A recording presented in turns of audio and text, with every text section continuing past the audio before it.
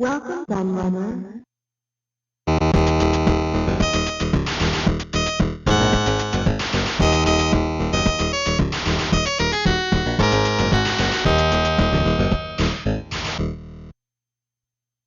Hey everybody, it's Kieran aka The Laird here, and I have a hardware review for you this week in line with my usual schedule.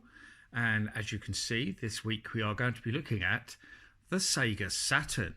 And here's my little kitten Daisy, who's decided she really wants to be in this video. If you watch my channel regularly, you'll have seen her in quite a few recently, and I've tried to shut her out the door. Just like the room even, but she scratches at the door and howls. And so yes, we have to put up with Daisy as well. So she may make another appearance on camera.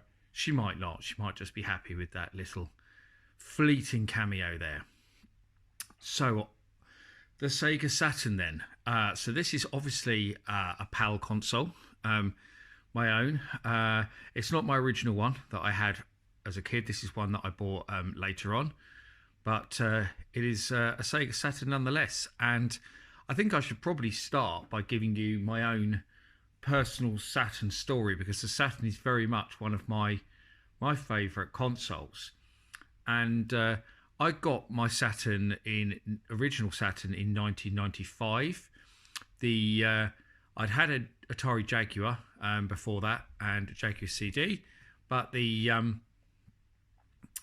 obviously, the Jaguar was failing in the market. It was on the verge of extinction at this point. I think they were talking about the fact that Atari were going to leave the market and concentrate on games. So I thought, I'm going to have to get another console.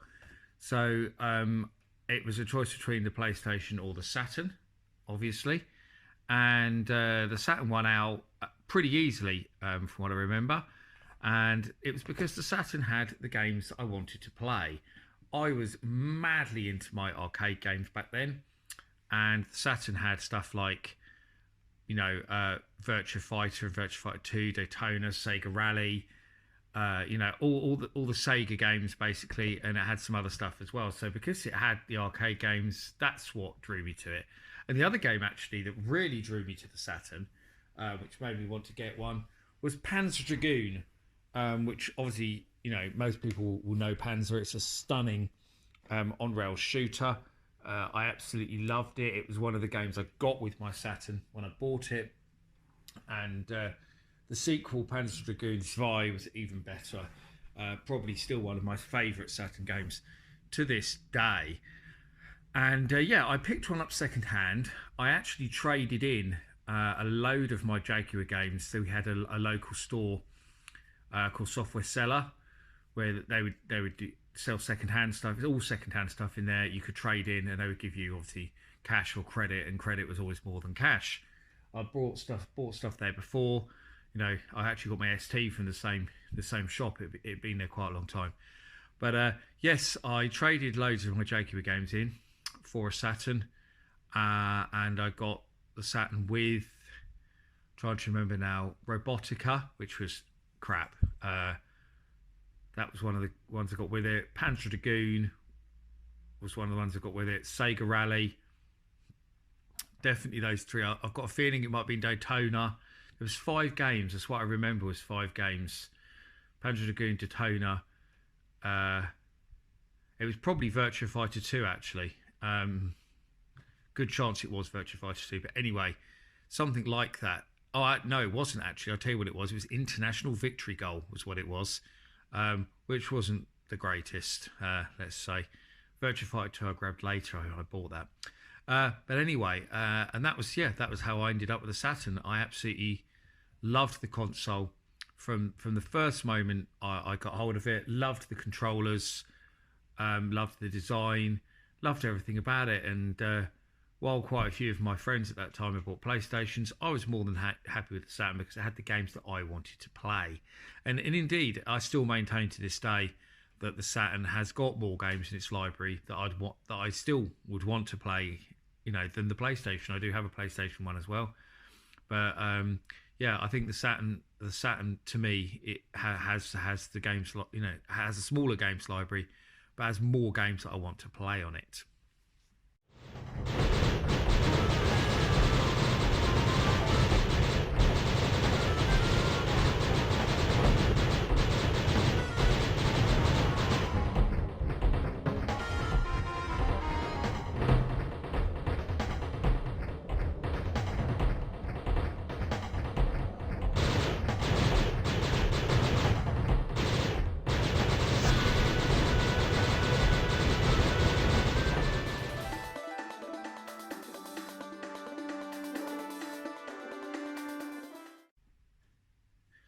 As I already said, this is a PAL console. It's black. The original Japanese models were grey, and I think you can also get white ones, and there's various other special edition ones that came from Japan. The American models were black as well, and there is only 2 versions of the Saturn, which are very minor, cosmetically different. I'll put one in the top corner now so you can actually see what the other one looks like.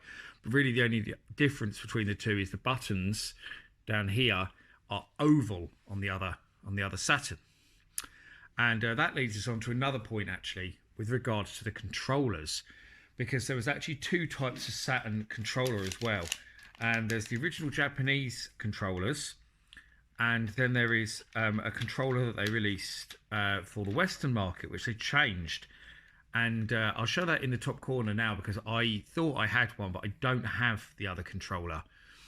I thought I did, but yeah, I can't find it if I do have it. So I only have the proper one. Well, I say the proper one. This is the original Japanese one. So it's a Mark 1 Japanese one, or a Mark 2 Western controller, because as you can see, the original one that came with PAL consoles had a really horrible joypad on it, which most people didn't like, and they complained about it.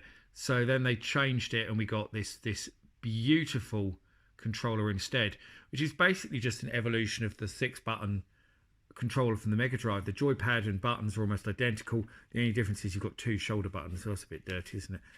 My Saturn's been in storage for quite a long time, so I had to give it a good clean before doing this video, but I can still see dirt on it. It really was that dirty, unfortunately. But yes, this controller, to me, I still think is the best controller ever made. Lovely clicky shoulder buttons, nice responsive buttons, a brilliant joypad. I mean, love the feel of it.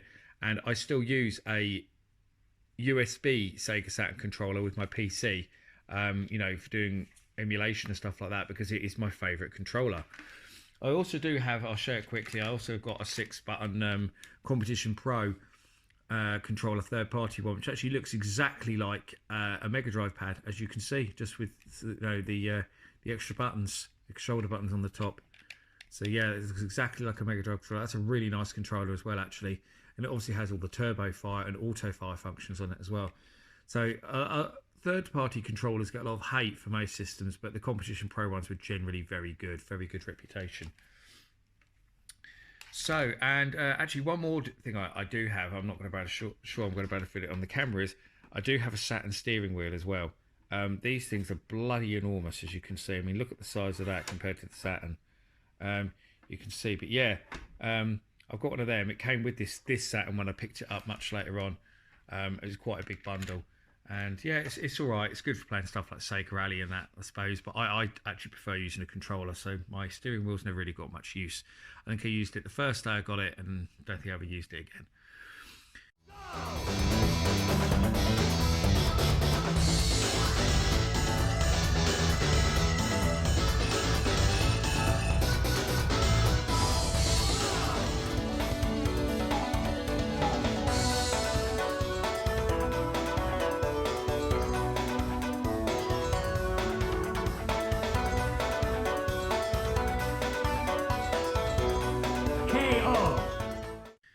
So let's have a look around the Saturn itself and see what we have on this. Obviously, 2 controller ports on the front, as you'd expect. That's our power button. That's our reset, lid opening button. And that's the reset button. And on the back there, we have our cartridge port.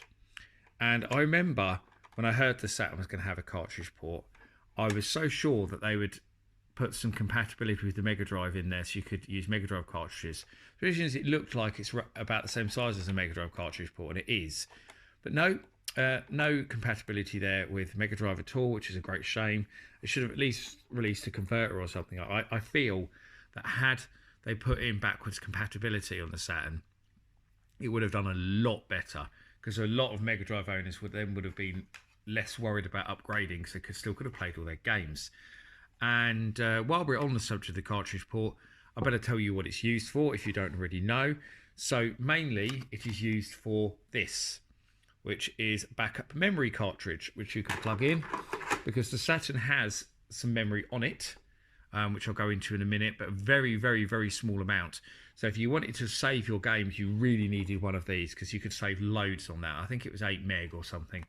But yeah, very, very good. But the other thing you could plug into that cartridge slot, which we didn't really see so much over here, but it was used a lot in Japan, was RAM cartridges, which were mainly for the one-on-one fighters, so the Capcom stuff and the SNK stuff, especially the King of the Fighters games. I think Metal Slug used it as well. And there was different combinations. I think there was like 1 meg, 2 meg and 4 meg, I think, RAM cartridges you could plug into there, which gave the Saturn a distinct advantage over the PlayStation, because you couldn't add RAM to the PlayStation, obviously. And with the Saturn being better at 2D than the PlayStation as well, it meant that the 2D fighters on the Saturn were far, far, far better than the PlayStation ones. Unfortunately, we didn't get most of them in the West because Sega handled the Saturn horribly, and we didn't get a lot of the good games that came out in Japan. And again, I feel if they'd have handled the software releases better, the Saturn would have done a lot better in the West. You know, it did really well in Japan, and you know, remained sort of a really popular machine there for a long, long time, right up until the Dreamcast came along, really. So on the back, what do we have? We have our TV sockets, and the communication connectors. I think that's what you connected the modem into. In Japan, they got a modem, and they even got a whole online service for the Saturn. I think they got something in America as well, but they didn't get the whole SegaNet service, which they got in Japan. And that's where the power lead plugs into. The power supply is built in, so you just have to plug a figure of 8 lead in, which is great. And in this little socket here, that's where the battery goes, which you can see is like a watch battery for the backup memory. So the backup memory on the Saturn will not work unless that is there. That battery is probably dead, I would have imagined. They do tend to. That was one thing that actually annoyed me, is those backup batteries wouldn't last very long at all, and so it was almost pointless using the internal memory because you would always lose it because the blooming batteries. And that's about all to show you around the console, really.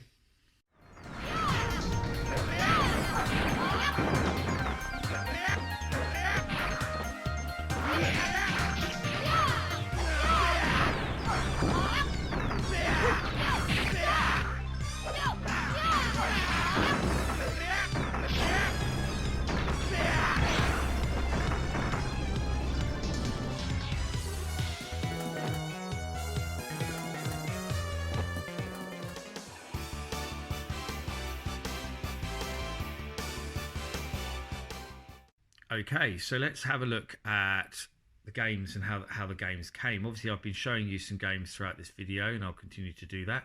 And I've got some games either side of the Saturn here, just a few ones that I grabbed from a box. There was no particular rhyme or reason to them. They were just the ones that I grabbed from the box.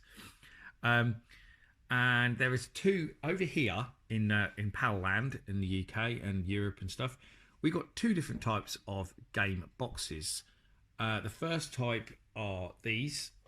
So I'll show you with this Virtua Cop 2. So they are a bit bigger than a DVD box, a bit taller than a DVD box. They are cardboard, as you can see, on the outside, but plastic on the inside. So there we go, with a spool for the CD there, and obviously space for an instruction booklet on the other side. Now, the thing that was wrong with these was, one, with the cardboard outer would get damaged very easily by stickers or scuffs or anything really. It was very, very easy to damage. I'll show you an example actually, because I have a Manx TT here, and you can see this is really common with the spine splitting on them, on there as well. And obviously that's where a price label is probably stuck to it, so that's ruined the box as well.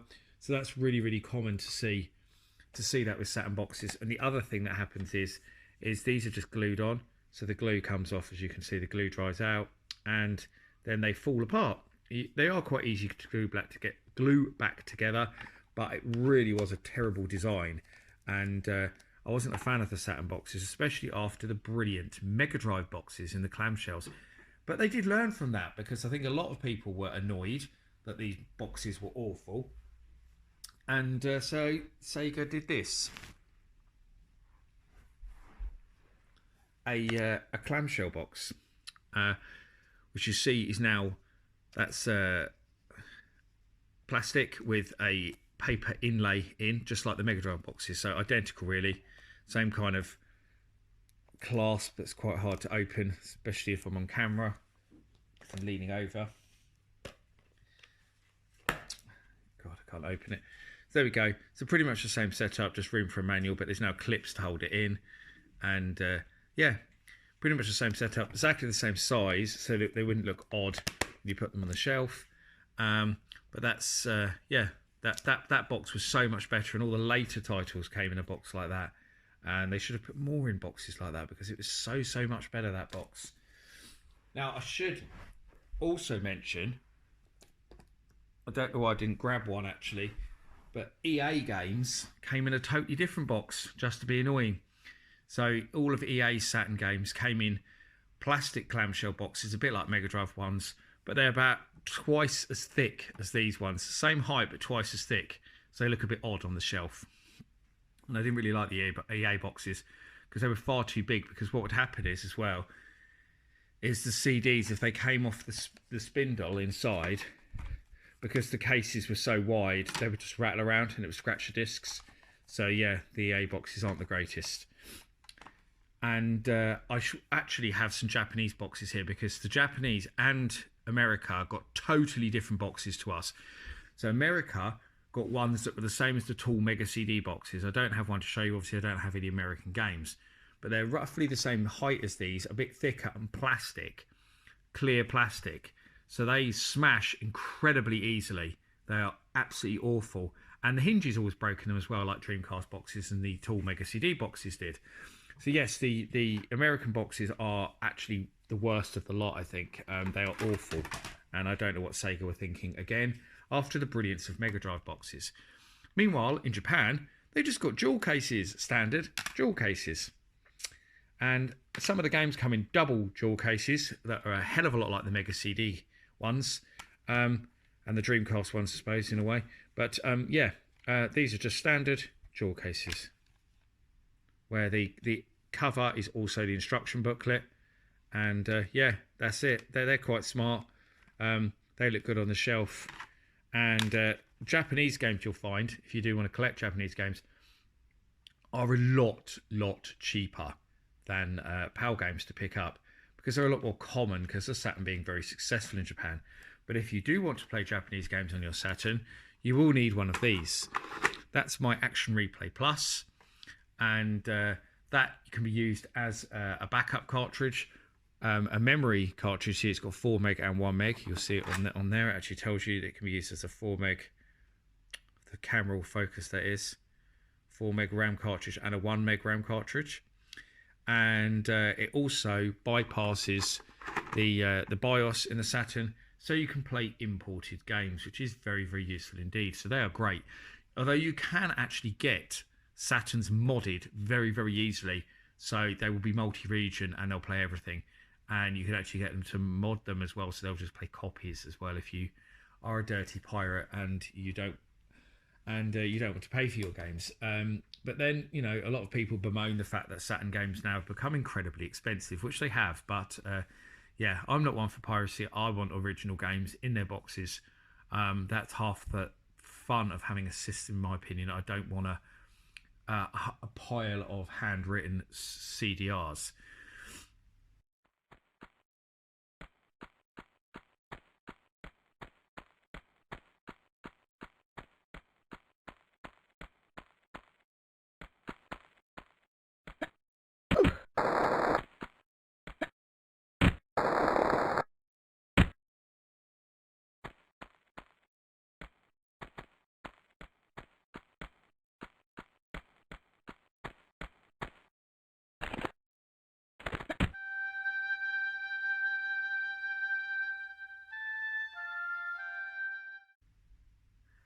So, I've already mentioned a bit about the fact that the Saturn failed next, in opposition to the PlayStation and later the Nintendo 64. I've already given some reasonings of why Sega of America not bringing over games to that region.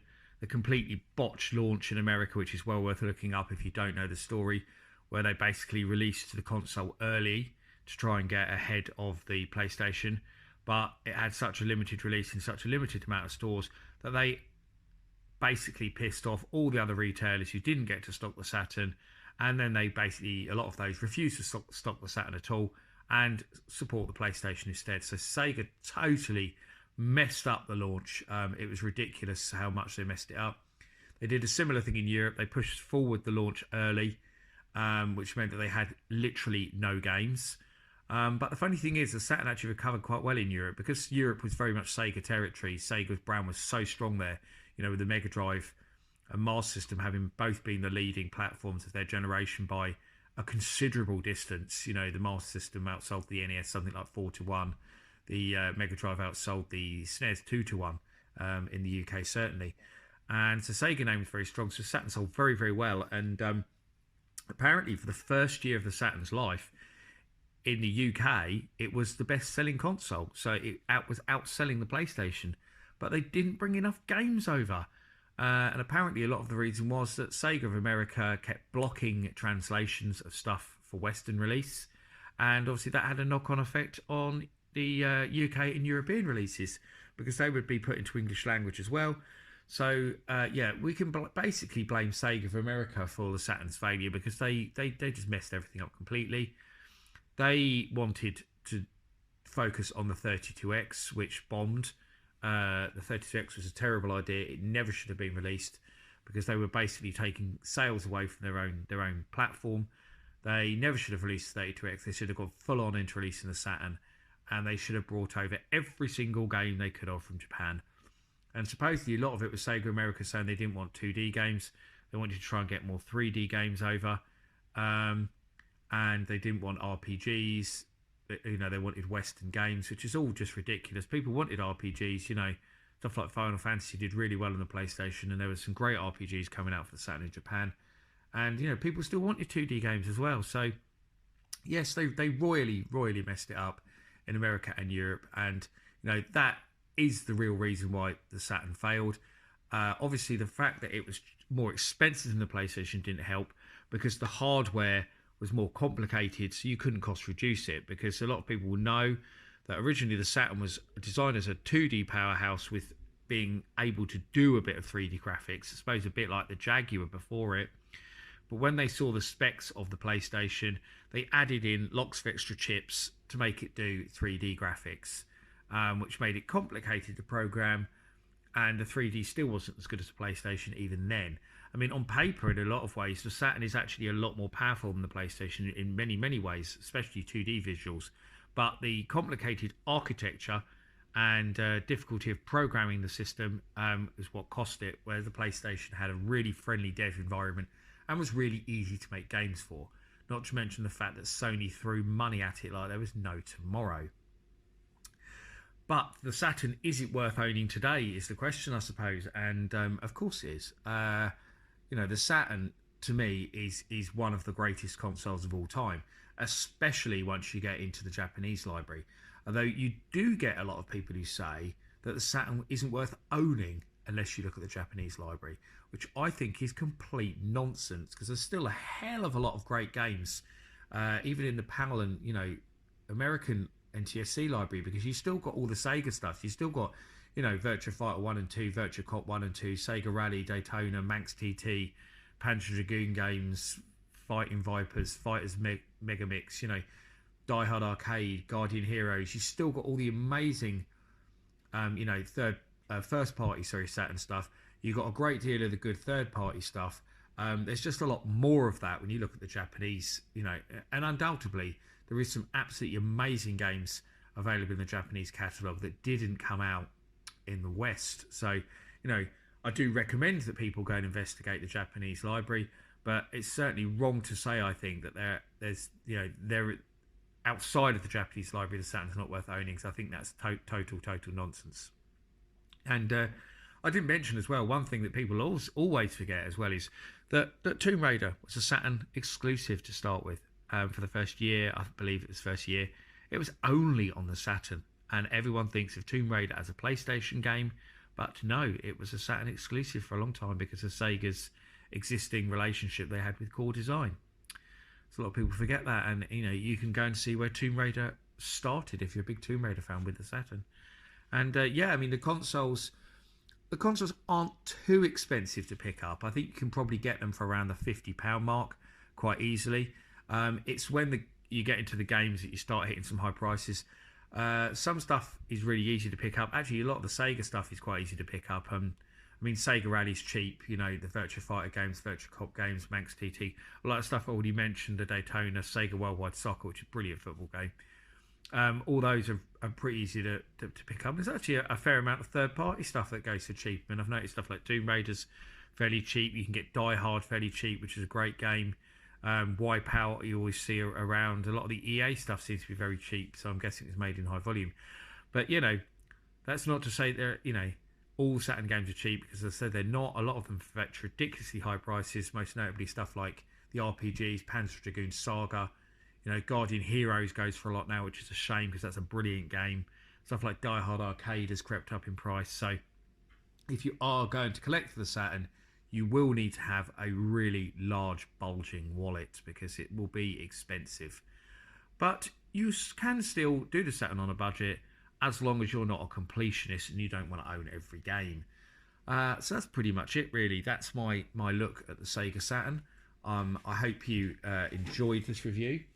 Please let me know what your memories of the Saturn are, if you preferred it to the PlayStation like me, or if you collect the Saturn now and I've just got into it recently, and what you've thought of it. I always love to hear from my viewers. So I thank you for watching, and I'll see you all again for another video very soon. Bye bye. Wow! Over jump. Easy left. Wow! Easy left, easy right. Wow! Very long, easy right, baby. Sega Rally Championship.